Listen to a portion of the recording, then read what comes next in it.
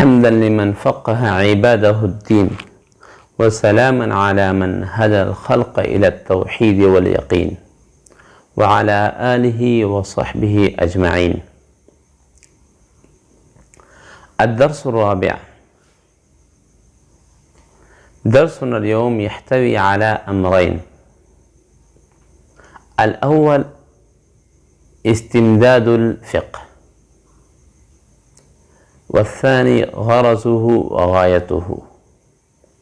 وقد ذكر في المتن بقوله: واستمداده من الكتاب والسنة والإجماع والقياس. وقد ذكر غايته بقوله: وغايته الفوز بسعادة الدارين.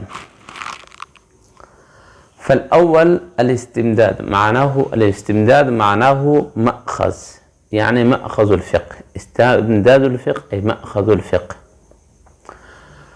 فمأخذ الفقه كما ذكر من الكتاب والسنة والإجماع والقياس.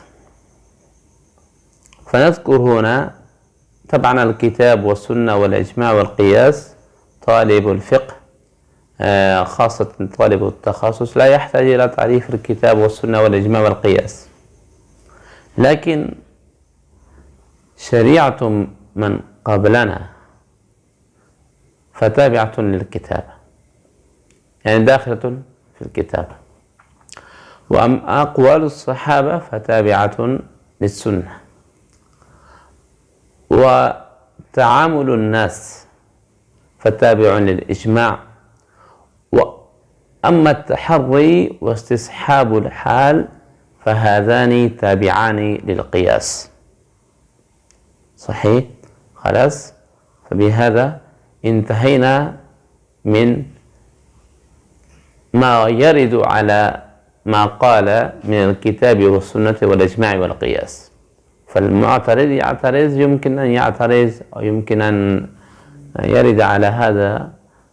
فما حكم الشريعة من قبلنا، وكذلك ما حكم أقوال الصحابة وتعامل الناس وتحري واستصحاب الحال. فقد ذكرنا أن شريعة من قبلنا فتابعة للكتاب، وأما أقوال الصحابة فتابعة للسنة، أما تعامل الناس فتابع للإجماع، وأما التحري واستصحاب الحال فهذان تابعان للقياس.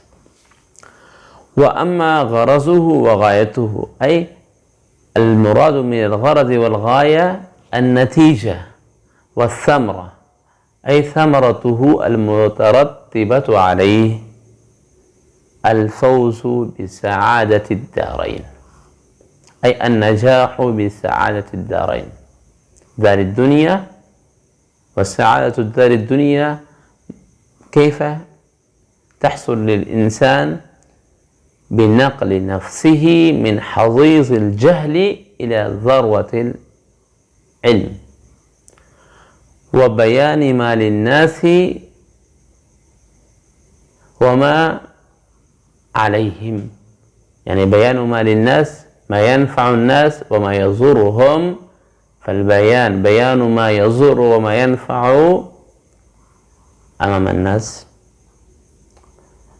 والآخرة ودار الآخرة، ونجاح وفوز سعادة دار الآخرة، ونجاح في الآخرة بنعم الآخرة، أن ينعم الله سبحانه وتعالى عليه بنعم الآخرة، بجنة الفردوس، بجنات، وبما أنعم الله سبحانه وتعالى على عباده المقربين من الأنبياء والصديقين والشهداء والصالحين وإلى الأخير. فهذا كان الدرس الرابع من مقدمة علم الفقه. صلى الله على خير خلقه محمد وعلى آله وصحبه أجمعين.